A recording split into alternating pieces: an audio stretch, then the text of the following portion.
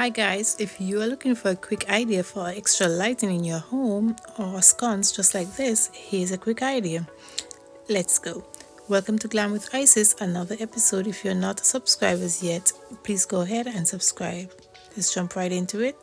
Using these Dollar Tree napkin holders as my base, I just snip it, give it 2 coats of metallic gold spray paint, light spray paint, take it back in.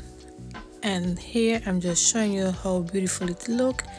Getting these chopping board mats from Dollar Tree again. What I did is fold it in half so I can know how much it is going to be, where the center of the plate of the chopping mat is. I place it in, and then here you're gonna see where I fold it, and right here is the center right by the white mat. I take a knife or whatever you want to place to make a hole, and using the zip tie to hold it firmly on the napkin holder. So I did it on both sides of the napkin holder, so just like this, and then you just pull it firm and you should have something like this.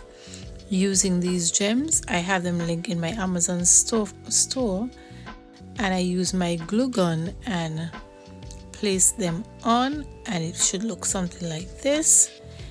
So everything here I'm using is from the Dollar Tree except into the crystal. The light is from the Dollar Tree. I think they work with 3 batteries. You place it in, you can place it however you desire. I'm just showing you different ways how you can place the light in. You can also turn the light horizontal or vertical. I'm going to show you, this is vertical and this is horizontal, how beautiful the end result is.